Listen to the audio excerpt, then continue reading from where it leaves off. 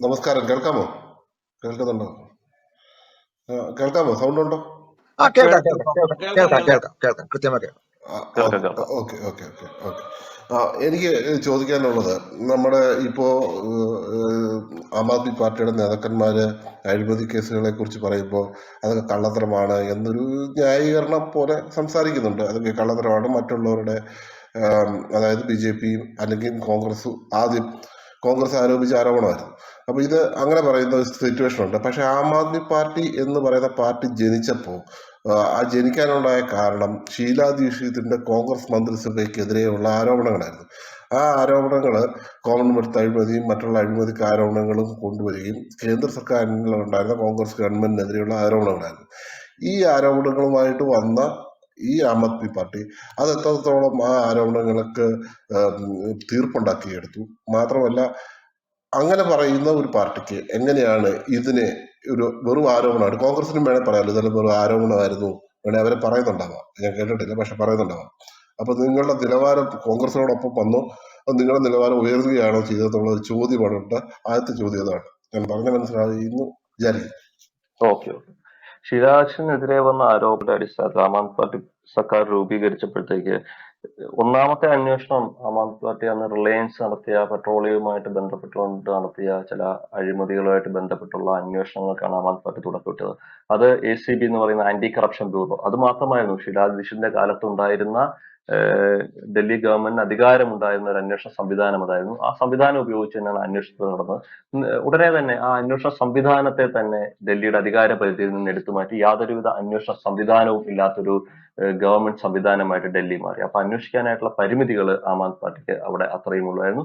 പക്ഷേ ആം ആദ്മി പാർട്ടിക്ക് അറിയാവുന്ന രീതിയിൽ അതിന്റെ വസ്തുതകൾ തുറന്നു കാട്ടുവാനുള്ള ശ്രമങ്ങൾ ആം ആദ്മി പാർട്ടി നടത്തിയിട്ടുണ്ട്. പിന്നീട് ഈ അന്വേഷണവുമായിട്ട് ബന്ധപ്പെട്ട് വരുമ്പോഴത്തേക്ക്, അല്ലെങ്കിൽ ആം ആദ്മി പാർട്ടിക്കെതിരെ വന്ന ആരോപണങ്ങളുമായിട്ട് ബന്ധപ്പെട്ട് ഞാൻ ഒരുപക്ഷെ ദീർഘമായിട്ട് തന്നെ ഇതിനെപ്പറ്റി മുൻപുണ്ടായ ചോദ്യത്തിന്റെ മുൻപിൽ ഒരു ആരോപണം ആണ് എന്നുള്ളതും അതില് ഫിക്സ് ചെയ്യേണ്ടത്, ഈ ആരോപണങ്ങളിൽ നിന്ന് മുക്തനാകുക എന്നതിന് മുമ്പ് ഫിക്സ് ചെയ്യേണ്ടത് ഈ PMLA നിയമം ദുരുപയോഗം ചെയ്യാനുള്ള സാധ്യതകൾ ഉണ്ടാക്കി വെച്ച 2018 അമെന്റ്മെന്റിനെ ചോദ്യം ചെയ്യുക എന്നുള്ള ബോധ്യം അരവിന്ദ് കെജ്രിവാളിനുണ്ടായിരുന്നു. ആ ബോധ്യത്തിന്റെ അടിസ്ഥാനത്തിലാണ് അരവിന്ദ് കെജ്രിവാൾ ജാമ്യത്തിന് വേണ്ടി അല്ല പോയത്. ഈ അറസ്റ്റും ജാമ്യം ലഭിക്കാത്ത സാഹചര്യങ്ങളെയും നിയമത്തിന്റെ അടിസ്ഥാനത്തിൽ ചോദ്യം ചെയ്യുകയാണ് ചെയ്തത്. ആ ചോദ്യം ചെയ്യല് റോസ് അവന്യൂ കോർട്ടും ആദ്യഘട്ടത്തിൽ അംഗീകരിച്ചെങ്കിലും രാത്രിക്ക് രാത്രി നേരം വെളുക്കുമ്പോൾ തന്നെ ഹൈക്കോടതിയിൽ നിന്ന് അതിനെതിരായിട്ടുള്ള ഒരു വിധി സമ്പാദിച്ചു. പക്ഷെ തിരിച്ച് സുപ്രീം കോടതിയിൽ ചെന്നപ്പോൾ സുപ്രീം കോടതി കൃത്യമായിട്ട് ഇത് അംഗീകരിക്കുക മാത്രമല്ല ഒരു വിശാല ബെഞ്ചിലേക്ക് ഈ PMLA നിയമ സാധുത പരിശോധിക്കാൻ പറ്റുമെങ്കിൽ കോൺസ്റ്റിറ്റ്യൂഷണൽ ബെഞ്ച്, ഭരണഘടനാ ബെഞ്ചിലോട്ട് തന്നെ ഇത് വിടണമെന്നുള്ള ആവശ്യം തന്നെയാണ് സുപ്രീം കോടതി മുമ്പോട്ട് വെച്ചിരിക്കുന്നത്. ആ വിശാല ബെഞ്ചിലോട്ട് എത്തുമ്പോഴത്തേക്ക് ഈ രാഷ്ട്രീയ എതിരാളികളെ ഇല്ലായ്മ ചെയ്യുവാനായിട്ട് ഉണ്ടാക്കി വെച്ചിരിക്കുന്ന ആ നിയമത്തിന്റെ സാധുതയാണ് നേരിട്ട് ചോദ്യം ചെയ്തിരിക്കുന്നത്. അല്ലാതെ താൻ അഴിമതി കേസിൽ തന്നെ അറസ്റ്റ് ചെയ്തതിന് ജാമ്യം ചോദിച്ചു പോലുമല്ല അരവിന്ദ് കെജ്രിവാൾ മുമ്പോട്ട് വന്നിരിക്കുന്നത്. ഏത് കരിനിയമം ഉപയോഗിച്ചുകൊണ്ടാണോ ഈ കള്ളക്കഥ സൃഷ്ടിച്ചുകൊണ്ട് അവരുണ്ടാക്കുന്ന തിരക്കഥയുടെ അടിസ്ഥാനത്തിൽ ആരെയും തടവറയിലാക്കാൻ സാധിക്കുന്നത്, ആ തിരക്കഥയുടെ അടിസ്ഥാനത്തിൽ തടവറയിലാക്കാൻ അവർ ഉപയോഗിക്കുന്ന ആ നിയമത്തിന്റെ അടിത്തറയെ ചോദ്യം ചെയ്യുകയാണ് അരവിന്ദ് കെജ്രിവാൾ ചെയ്തിരിക്കുന്നത്. വരും ദിവസങ്ങളിൽ വിശാല ബെഞ്ചിലും കോൺസ്റ്റിറ്റ്യൂഷൻ ബെഞ്ചിലും ഒക്കെ അതിന്റെ വാദപ്രതിവാദങ്ങൾ നടക്കുമ്പോൾ നമുക്ക് ആ വസ്തുതകൾ പകൽ വെളിച്ചം പോലെ മുമ്പോട്ടേക്ക് വരുന്നതായിരിക്കും. രണ്ടാമത്തെ ചോദ്യം ചോദിച്ചോളൂ. രണ്ടാമത്തെ ചോദ്യം. ഓക്കെ. അരവിന്ദ് കെജ്രിവാൾ, ഞാൻ ചോദിച്ചത് കേരളത്തെ കുറിച്ച് ചോദ്യമായിരുന്നു. അത് ഇത്രയേ ഉള്ളൂ. കേരളത്തിലെ ആം ആദ്മി പാർട്ടിയുടെ ഫോർകാസ്റ്റ് എന്താണ്? പക്ഷെ ഇപ്പൊ ഈ പറഞ്ഞപ്പോൾ എനിക്കൊരു ചോദ്യം ഉണ്ടായത്, ഈ അരവിന്ദ് കെജ്രിവാള് ചോദ്യം ചെയ്യാനായിട്ട് അന്വേഷണ സമിതിയുടെ മുമ്പിൽ പല പ്രാവശ്യവും ഡിനേ ചെയ്തു. അതായത് പല പ്രാവശ്യം നോട്ടീസ് കൊടുത്ത് ആ സമയത്തൊന്നും പോകാതെ മാറി നിന്നിട്ട് അവസാനം അറസ്റ്റ് ചെയ്യണമെങ്കിൽ അറസ്റ്റ് ചെയ്തുകൊണ്ട് പോ എന്നൊരു വെല്ലുവിളി നടത്തി. അത് മാസങ്ങളോളം തുടർന്ന് പൊയ്ക്കൊണ്ടിരുന്നു.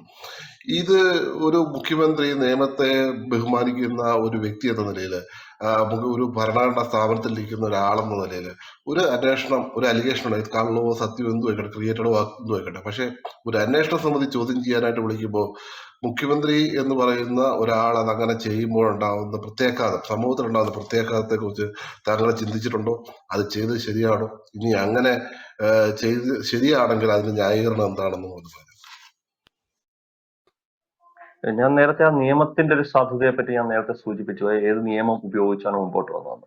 അതിന്റെ അടിസ്ഥാനത്തിൽ തന്നെ അരവിന്ദ് കെജ്രിവാൾ ഒരിക്കലും വെല്ലുവിളിക്കുകയല്ല ചെയ്തത്, ചോദ്യം ചെയ്യുകയാണ് ചെയ്തത്. ചോദ്യം ചെയ്യലാണ് ഒരു രാജ്യത്തിന് ആവശ്യം എന്നുള്ളത് മനസ്സിലാക്കി തന്നെ ചോദ്യം ചെയ്യുകയായിരുന്നു. അരവിന്ദ് കെജ്രിവാൾ ചോദിച്ച സിമ്പിൾ ആയിട്ടുള്ള ചോദ്യമേ ഉള്ളൂ. 7 പ്രാവശ്യം അവർ കൊടുത്ത നോട്ടീസിലും കൊടുക്കാത്ത ഒരു ഉത്തരം ഈ ചോദ്യത്തിലാണ്. എന്ത് കപ്പാസിറ്റിയിലാണ് അരവിന്ദ് കെജ്രിവാൾ അന്വേഷണ ഏജൻസിയുടെ മുമ്പിൽ ഹാജരാകേണ്ടത്? ആം ആദ്മി പാർട്ടിയുടെ കൺവീനർ എന്ന നിലയിലാണോ, അതോ ഡൽഹി മുഖ്യമന്ത്രി എന്ന നിലയിലാണോ, അതോ അരവിന്ദ് കെജ്രിവാൾ എന്ന് പറയുന്ന വ്യക്തി എന്ന നിലയിലാണോ? ഏത് നിലയിലാണ് ഹാജരാകേണ്ടത് എന്നുള്ള ചോദ്യമാണ് അങ്ങോട്ട് മറു ചോദ്യം ചോദിച്ചത്. പക്ഷെ അതിന് ഉത്തരം നൽകാനായിട്ട് അവർ തയ്യാറായില്ല എന്നുള്ളത് മാത്രമാണ്. കൃത്യമായിട്ട് എല്ലാ അവരുടെ അന്വേഷണ ഏജൻസികളിൽ നിന്ന് വരുന്ന കത്തുകൾക്ക് മറുപടി കൊടുക്കുന്നുണ്ടായിരുന്നു. എന്ത് കപ്പാസിറ്റി, നേരത്തെ ചോദിച്ച കണക്ക് തന്നെ ഒരു മുഖ്യമന്ത്രി എന്ന നിലയിലാണോ ഹാജരാകേണ്ടത്? മുഖ്യമന്ത്രി അങ്ങനെ ചെയ്യാമോ എന്നുള്ള ചോദ്യത്തിന്റെ ഉത്തരം മുഖ്യമന്ത്രി എന്ന നിലയിലാണോ ഞാൻ ഹാജരാകേണ്ടത്, അതോ ആം ആദ്മി പാർട്ടി എന്ന രാഷ്ട്രീയ പ്രസ്ഥാനത്തിന്റെ കൺവീനർ എന്ന നിലയിലാണോ ഞാൻ ഹാജരാകേണ്ടത്, അല്ലെങ്കിൽ അരവിന്ദ് കെജ്രിവാൾ എന്ന ഇന്ത്യയിലെ ഒരു പൗരൻ എന്ന നിലയിലാണോ ഞാൻ ഹാജരാകേണ്ടത്?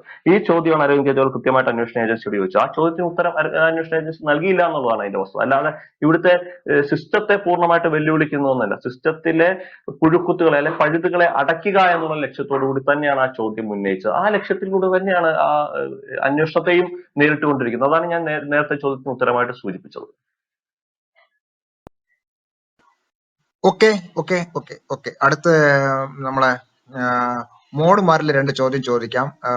ആരാണ് എടുക്കാൻ പോകുന്ന മോഡില്? ആരെങ്കിലും? പ്രകാശ് എടുക്കണോ, മുഹമ്മദ് എടുക്കണോ? കൃഷ്ണ ഒന്ന് പൗലോക്കും കൊടുത്തേക്ക്. അങ്ങനെ ഓക്കെ ഓക്കെ, പൗലേക്ക് സ്പെഷ്യൽ ഓഫർ. ഓക്കെ, പൗല എടുത്തോളാം.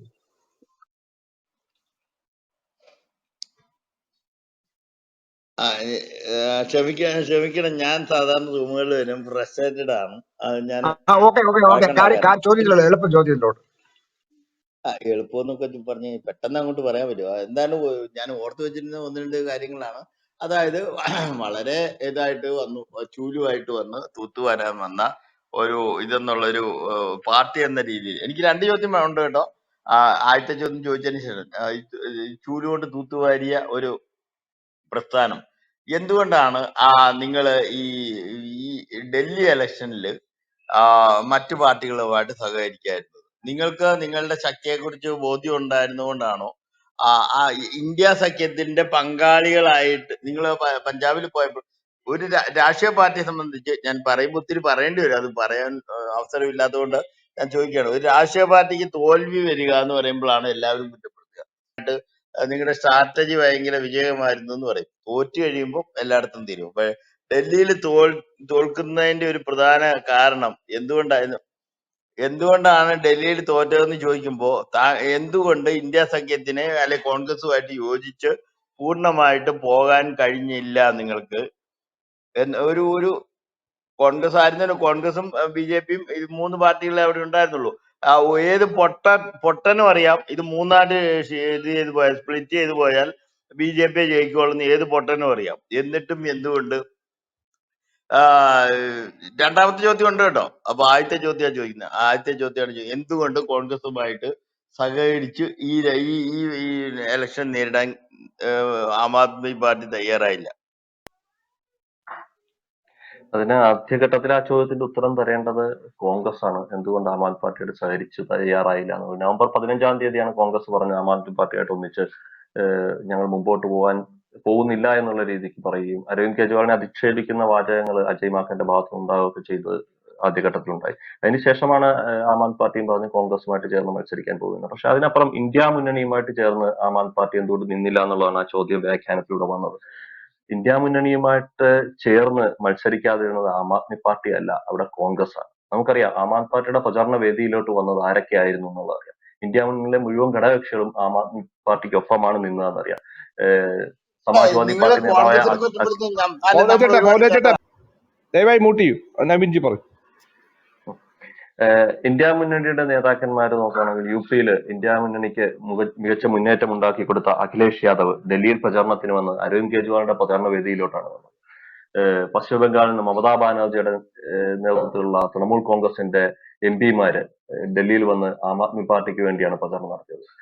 ശിവസേനയുടെ ആദിത്യ താക്കറെ ആകട്ടെ, ഉദ്ധവ് താക്കറെ ആകട്ടെ, ഇവരെല്ലാം ആം ആദ്മി പാർട്ടിക്കാണ് പിന്തുണ കൊടുത്തത്. സ്റ്റാലിൻ ഉൾപ്പെടെയുള്ളവർ ആം ആദ്മി പാർട്ടിയാണ് അവിടുത്തെ പോരാട്ടം നയിക്കേണ്ടവരെന്ന് പറയുകയുണ്ടായി. നാഷണൽ കോൺഫറൻസ് പറയുകയുണ്ടായി. അങ്ങനെ ഇന്ത്യ മുന്നണിയിലെ മുഴുവൻ കക്ഷികളും ആം ആദ്മി പാർട്ടിക്ക് പിന്നിലാണ് അണിനിരുന്നത്. ആം ആദ്മി പാർട്ടിയിൽ നിന്ന് മാറി നിന്നത് കോൺഗ്രസ് ആണ്. ഇന്ത്യ മുന്നണിയിൽ നിന്ന് മാറി നിന്നത് കോൺഗ്രസ് ആണ്, ആം ആദ്മി പാർട്ടി അല്ല എന്നുള്ളതാണ് അതിന്റെ വസ്തുത. പൗലോ ചേട്ടാ രണ്ടാമത്തെ ഒരു തുടർ ചോദ്യം ചോദ്യം. തുടർ ചോദ്യം. ഓക്കെ, കോൺഗ്രസിനെ കുറ്റം പറഞ്ഞ് നിങ്ങൾ പോകുന്നു, കോൺഗ്രസ് നിങ്ങളെ കുറ്റം പറഞ്ഞ് പോകുന്നു, ഞാനത് അംഗീകരിക്കുന്നു. പക്ഷെ കോൺഗ്രസിന് നിങ്ങൾക്ക് അവിടെ നിലനിൽപ്പിന്റെ ആവശ്യം, ആ ഒരു ഒരു ദീർഘവീക്ഷണം ഉണ്ടായില്ല എന്നുള്ളതിനകത്ത് എനിക്ക് ഇതുണ്ട്. പക്ഷെ ഞാൻ വീണ്ടും ഒന്നുകൂടെ ചോദിക്കുന്നു, ഇനി എന്താണ് ഈ ആപ്പിന്റെ ഫ്യൂച്ചർ പരിപാടികൾ എന്താണ്? ഞാൻ വിചാരിക്കുന്നത് ഇതോടുകൂടി അവസാനിക്കുന്നു എന്നാണ്. ആപ്പ് അവസാനിക്കുകയാണെന്നാണ് ഞാൻ വിചാരിക്കുന്നത്. നിങ്ങൾ എന്താ വിചാരിക്കുന്നത്? ആപ്പ് ഇനിയും കൂടുതൽ കത്തുമോ, കൂടുതൽ തലങ്ങളിലേക്ക് വളരുമോ? മനസ്സിലായോ? മനസ്സിലായി. ഓക്കെ, താങ്ക് യു പൗലോ ചേട്ടാ. നവീൻജി പറഞ്ഞു. ഓക്കെ, ആം ആദ്മി പാർട്ടി ഇവിടെ അവസാനിക്കുന്നു എന്നുള്ളതാണ് ചോദ്യം. ഈ ചോദ്യം ആം ആദ്മി പാർട്ടി അഭിമുഖീകരിക്കാൻ തുടങ്ങിയിട്ട് ഇപ്പൊ 13 വർഷങ്ങളായി, 12 വർഷങ്ങൾ പിന്നിട്ടു ഈ ചോദ്യം അഭിമുഖീകരിക്കാൻ തുടങ്ങിയിട്ട്.